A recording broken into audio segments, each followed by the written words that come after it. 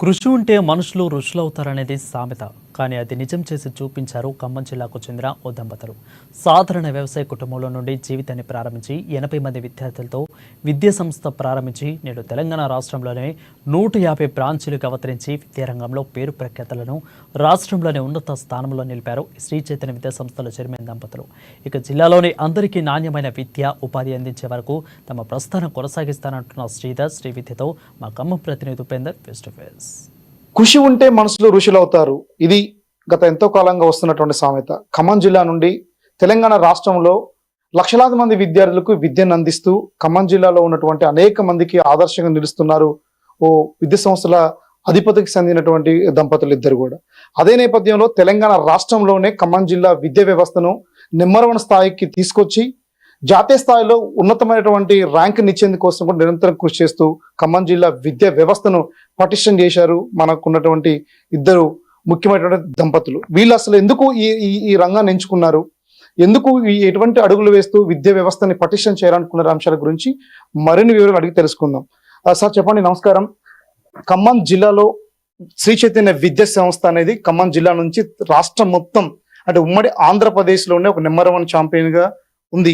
తెలంగాణ రాష్ట్రంలో ఉన్న ప్రస్తుతం శ్రీ చైతన్య విద్యా వ్యవస్థ అనేది ఒక మైల్ రాయిని అందుకుంది. ఎలా ఫీల్ అవుతా ఉన్నారు? ఈ విద్యా వ్యవస్థను ఎంచుకోవడానికి ప్రధానమైన కారణం ఏంటి అసలు? 12 సంవత్సరాల క్రితం శ్రీ చైతన్య విద్యా సంస్థలు పెట్టి ఇప్పటికి కరెక్ట్ గా 25 years కంప్లీట్ అయిపోయింది. 1997లో 1997-98 ఇయర్లో శ్రీ చైతన్య జూనియర్ కాలేజీని ఫస్ట్ గా మేము ప్రారంభించాం. ఆ తర్వాత కరెక్ట్ గా 9 సంవత్సరాల తర్వాత మేము స్కూల్ రంగంలోకి అడుగుడటం జరిగింది. తర్వాత మళ్ళీ 10 సంవత్సరాలకి మళ్ళీ ఇంజనీరింగ్ రంగంలోకి ప్రవేశించడం జరిగింది. ఎంటైర్ తెలంగాణలో ఒక అకాడమిక్ విద్యా సంస్థ అనేది మేము ఏ ఇన్స్టిట్యూషన్ అయినా 97లో ప్రారంభించిన ఇన్స్టిట్యూషన్ చాలా సిక్ ఇన్స్టిట్యూషన్ గా శ్రీ చైతన్య ఇంజనీరింగ్ కాలేజీని ప్రారంభించాం. అదే జూనియర్ కాలేజీని ప్రారంభించాం. అదే విధంగా 2012లో ప్రారంభించిన టెక్నో స్కూల్స్ కూడా చాలా సిక్ ఇన్స్టిట్యూషన్ ని తీసుకొని దాన్ని ఈరోజు 1,00,000 మంది విద్యార్థుల్ని ఒక స్కూలింగ్ లోనే ఉండేటట్టుగా మేము చేసాం. ఎందుకంటే ఒక ఇన్స్టిట్యూషన్ ఆవిర్భవించటం అంటే ఒక ఎస్టాబ్లిష్ చేయటం అనేది ఫ్రెష్ గా ఎస్టాబ్లిష్ చేయటం అనేది చాలా తేలికైన విషయం. కానీ వేరేజ్ ఒక సిక్ ఇన్స్టిట్యూషన్ ని మళ్ళీ దాన్ని కమప్ చేసేసి సక్సెస్ లోకి తీసుకురావాలంటే డబుల్ పెయిన్ ఉంటుంది, ఎక్స్ట్రా ఎఫర్ట్ కావాలి, చాలా విజనరీగా ఉండాలి. అది మేము చేయగలిగాం. ఎందుకంటే ఇటు జూనియర్ కాలేజీ విషయంలో కానివ్వండి, 80 మంది స్టూడెంట్స్ ఉన్నదాన్ని ఇవాళ ఖమ్మం ఒక్క సెంటర్లోనే 8,000 మంది విద్యార్థులకి డెవలప్ చేయగలిగాం. ఖమ్మం ఇంకా మాది జూనియర్ కాలేజ్ ఇంకెక్కడ లేవు. అదేవిధంగా స్కూల్ విషయంలో ఫస్ట్ మాకు జూనియర్ కాలేజీలో మేము ఒక నిబద్ధతతో వర్క్ చేసిన మేము మాకు తెలంగాణ వ్యాప్తంగా ఎంత స్ట్రెంగ్త్ ఉందో మాకు తెలియదు. ఎందుకంటే మేము ఒక కమిట్మెంట్ తో వర్క్ చేస్తున్నాం. పేరెంట్స్ తోని పిల్లలతోని మమేకమై మార్నింగ్ నుంచి ఈవినింగ్ దాకా, ఈవినింగ్ స్టడీ అవర్స్ లో కూడా అప్పుడు ఉండేవాళ్ళం మేమందరం.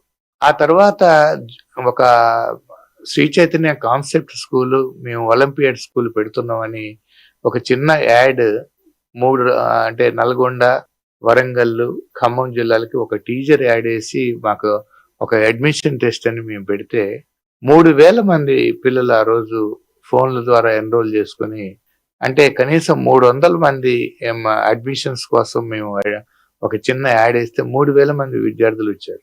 మేడం, మీరు చెప్పండి. దాదాపు సారు పడుతున్న ప్రతి కష్టం వెనుకంటే ఒక పురుషుడి కష్టం వెనుక ఒక మహిళా పాత్ర ఉంటుంది అనేటువంటిది ఒక నానుడి. ఈ నేపథ్యంలో మీకు ఎప్పుడైనా సరే ఈ విద్యా వ్యవస్థకు సంబంధించి ఒక చిన్న జూనియర్ కాలేజీ నుంచి తెలంగాణ రాష్ట్రంలో 100 బ్రాంచీల పైగా విస్తరించినటువంటి నేపథ్యంలో ఎలా ఫీల్ అయ్యారు? దీనికి పడ్డ కష్టాలు ఏంటి అసలు?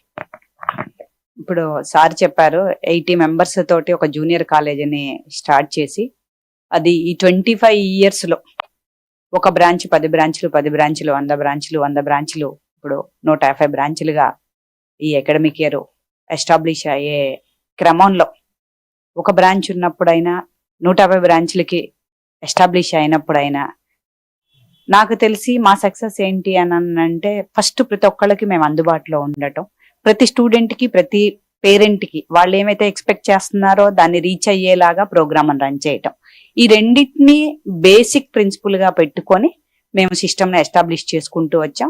ఈ ఎస్టాబ్లిష్మెంట్ చేసే సిస్టమ్ లో ఏ ఒక్క రోజు ఏ ఒక గంట సిస్టమ్ ని డీవియేట్ అవ్వటం గానీ రిలాక్స్ అవ్వటం గానీ, ఏముందులే ఒక సిస్టమ్ ని క్రియేట్ చేసాం కదా వదిలేసాం కదా అది అలా నడుచుకుంటూ వెళ్ళిపోద్దని కానీ మేము అనుకోలేదు. ప్రతిరోజు ప్రతి గంట దాన్ని మానిటరింగ్ చేసుకుంటూ ఇవాళకి తెలంగాణలో 1,20,000 మంది పిల్లలు ఉంటే ప్రతిరోజు తెలంగాణలో ఉన్నటువంటి చిన్న చిన్న సెంటర్స్, ఎక్కడో ఉన్నటువంటి నర్సంపేట మారుమూల సెంటర్స్ నుంచి ఆదిలాబాద్ దగ్గర నుంచి ఇటు భూపాలపల్లి దగ్గర నుంచి ఇటు నల్గొండ హుజూర్ దగ్గర నుంచి నిజామాబాదు ఆదిలాబాదు లేదు మన మహబూబ్ నగర్ పాలమూరు జిల్లాలు వెనకబడిన జిల్లాల దగ్గర నుంచి నాగర్ కర్నూలు దగ్గర నుంచి గద్వాల్ దాకా ప్రతి సెంటర్ లో ఉన్నటువంటి తల్లిదండ్రులు, ఖమ్మంలో లేదా హైదరాబాద్ సెంట్రల్ ఆఫీస్ లో మేనేజ్మెంట్ ఉంటారు, పలానా సార్కి శ్రీధర్ సార్కో శ్రీ విద్యా మేడంకో మనం ఒక విషయాన్ని చెప్తే మాకు కరెక్ట్ గా ప్రాబ్లం సాల్వ్ అయ్యిద్ది అని చెప్పేసేసి రోజు 100 మంది తల్లిదండ్రులు ఫోన్ చేసి మా పిల్లలు మీ ఆర్గనైజేషన్ లో చదువుతున్నారు. ఇది మొత్తానికి ఖమ్మం జిల్లాకు సంబంధించి విద్యా వ్యవస్థను మరింత పటిష్టం చేయడంతో పాటు రాష్ట్ర స్థాయిలో కీలకమైనటువంటి ఇన్స్టిట్యూషన్స్ ఎస్టాబ్లిష్ చేసి వేలాది మందికి ఉపాధిని కల్పిస్తూనే సక్సెస్ అనేటువంటిది కేవలం కష్టపడుతూనే ఒక ప్రణాళికబద్ధంగా చేసుకోవాల్సిన అవసరం ఉంటుందని చెప్పేసి కీలకమైన అంశాలు కూడా చెప్పారు. ఇది ఖమ్మంలో ఉన్నటువంటి విద్యా వ్యవస్థ. కెమెరా పర్సన్ హరిత ఉపేందర్, ANN న్యూస్ ఖమ్మం నుండి.